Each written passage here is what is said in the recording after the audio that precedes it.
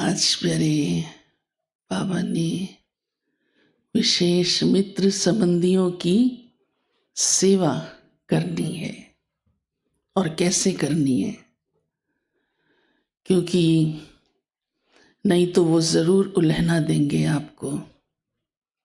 और वैसे भी जब अपनी झोली भरो तो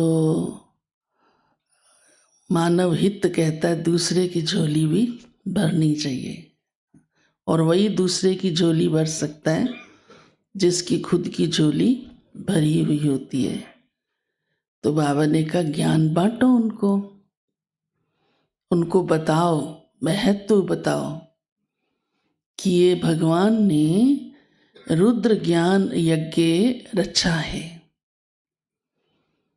उनको मालूम नहीं होता, आपको ही सिर्फ देखते हैं तो इतने तक बुद्धि नहीं जा सकती कि ये कौन सा ज्ञान है, देने वाला कौन है। साधारण रीति से संबंध होता है ना, तो और भी साधारण रीति से देखते हैं। कहावत भी है ना, घर की मुर्गी दाल बराबर। वो क्या समझें आप इतना ऊंचा ज्ञान सुन रहे हो। तो ये भी हमारा फर्ज बनता है उनको एहसास कराना कि ये ज्ञान साधारण नहीं है।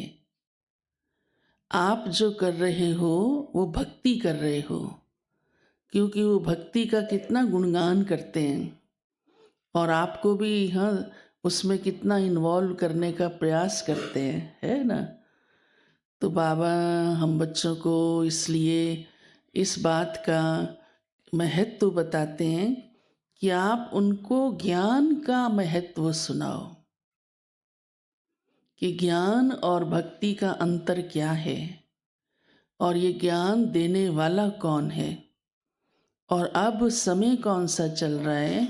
ये वही वो लोग शास्त्र पढ़ते हैं ना, महाभारत पढ़ेंगे, गीता पढ़ेंगे, रामायण पढ़ेंगे, तो ये वही ही समय चल रहा है जबकि महाभारत के युद्ध का समय है और गीता का भगवान ज्ञान दे रहा है।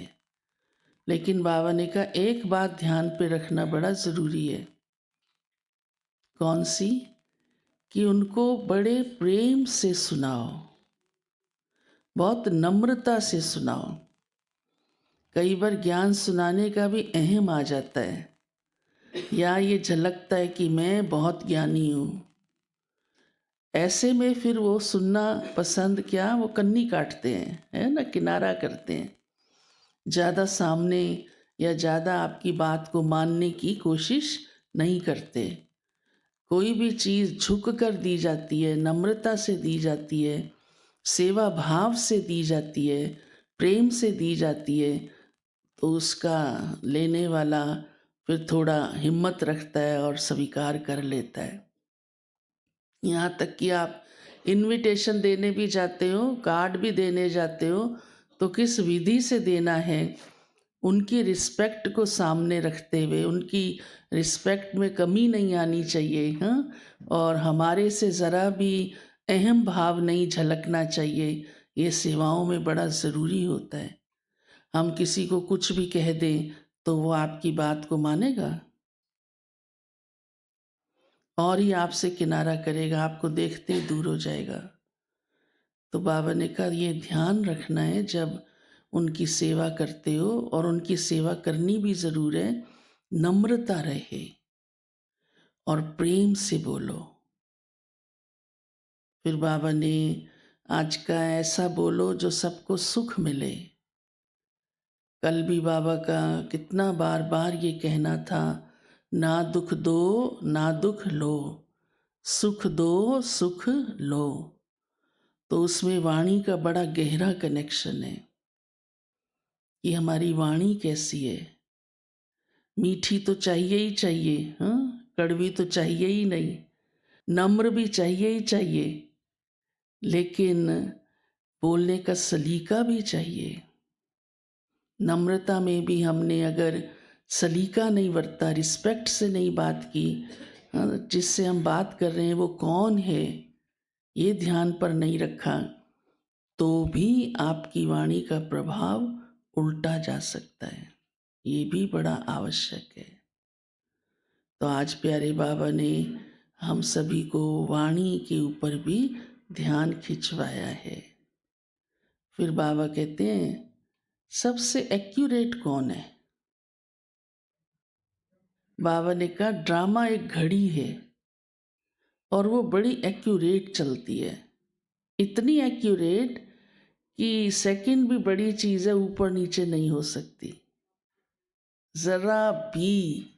हाँ, ये घड़ियाँ तो अभी भी अगर एक ही घर में चारों कमरों में घड़ियाँ देखो तो अलग अलग होंगी, कहीं 5 मिनट का फ़र्क होगा, कहीं 2 मिनट का, कहीं इससे भी ज़्यादा। हाँ, लेकिन ड्रामा की घड़ी ना बंद होती है, ना ढीली होती है, ना फास्ट होती है, कभी रुकती अटकती लटकती नहीं है। हाँ, उसका कांटा कभी गिरता नहीं है। इतनी एक्यूरेट तो दुनिया की कोई भी चीज़ है ही नहीं।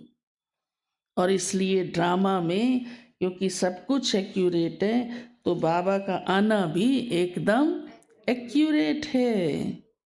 जैसे कल पहले आया था वैसे ही और उसी समय पर ही, उसी विधि से ही, चाहे आपने भक्ति में कितनी आवाज़ें मारी हो, हाँ, घंटे बजाए हो, शोर मचाया हो, हाँ, पुकार की हो, बाबा को तो तभी ही आना है। तो बाबा ने कहा सबसे एक्यूरेट ये ड्रामा की घड़ी है। ड्रामा का चक्र भी तो गोल है ना, और उसी इसलिए उसमें भी हम जब बेहद की घड़ी को 5,000 वर्ष कैसे चलते हैं दिखाते हैं तो 2 कांटे दिखाते हैं, और वो कांटा कहाँ आके पहुँचा है, कलयुग एंड पर और सतयुग के आदि पर। तो इस घड़ी को भी बुद्धि में रखकर चलते रहना है।